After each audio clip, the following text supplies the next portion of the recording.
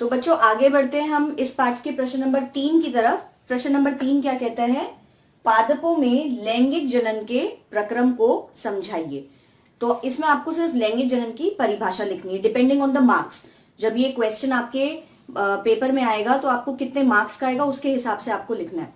तो परिभाषा क्या है बच्चों? लैंगिक जनन में पादपों में दोनों लिंगों अथवा नर और मादा, तो वो क्या होते हैं? स्त्री केसर और पुंकेसर। तो ये दोनों नर युग्मक और मादा युग्मक दोनों को अपने शरीर से स्रावित करते हैं और एक युग्मनज बनाते हैं, और इससे ही एक नया पादप या नया जीव उत्पन्न हो पाता है। इसे कहते हैं लैंगिक जनन। तो मेरे साथ फटाफट से इसकी परिभाषा नोट करिए।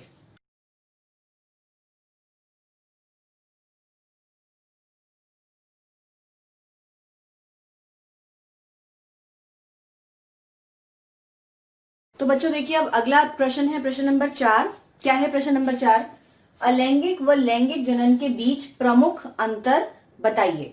तो मैंने बच्चों एक ये इस तरीके से डिवाइड करके इनके जो डिफरेंसेस है वो लिखे हैं, और आपको भी हमेशा जब भी डिफरेंसेस का क्वेश्चन आए इसी तरीके से लाइन बना के डिवाइड करके और फिर डिफरेंसेस को आप नोट करेंगे।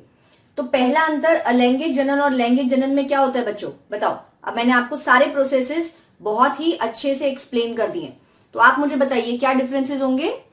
सबसे पहला, अलैंगिक जनन में केवल एक जनक की आवश्यकता होती है, और इसके विपरीत लैंगिक जनन में क्या होता है?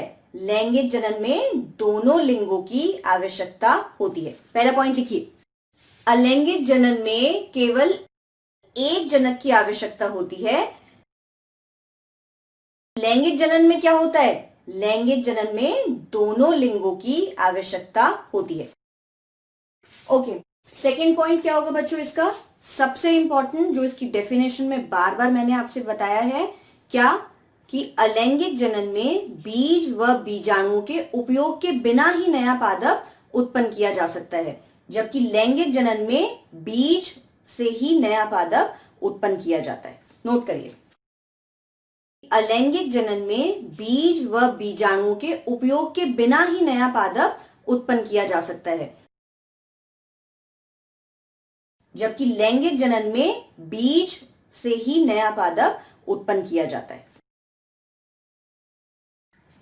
ओके, अब थर्ड पॉइंट क्या होगा बच्चों इसका? कि अलैंगिक जनन में जो नया जीव होता है वह यथार्थ कॉपी होती है किसकी? अपने जनक की। तो प्रतिलिपि होती है ना बच्चों उनकी। तो हम वही बात लिखते हैं कि अलैंगिक जनन में एग्जैक्ट फोटोकॉपीज मिलती है हमें पेरेंट की, मगर लैंगिक जनन में जो नया पादप होता है वो दोनों नर और मादा दोनों के गुणों से संपन्न होता है। अलैंगिक जनन में जो नया जीव होता है वह यथार्थ कॉपी होती है किसकी?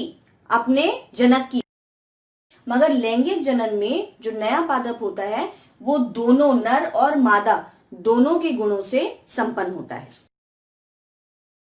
और बच्चों इसमें लास्ट पॉइंट में आपको हमेशा एक उदाहरण दे देना चाहिए। तो अलैंगिक जनन का क्या उदाहरण आप दे सकते हैं?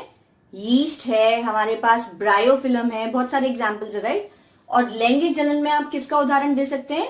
गुड़हल का फूल। तो लिखिए,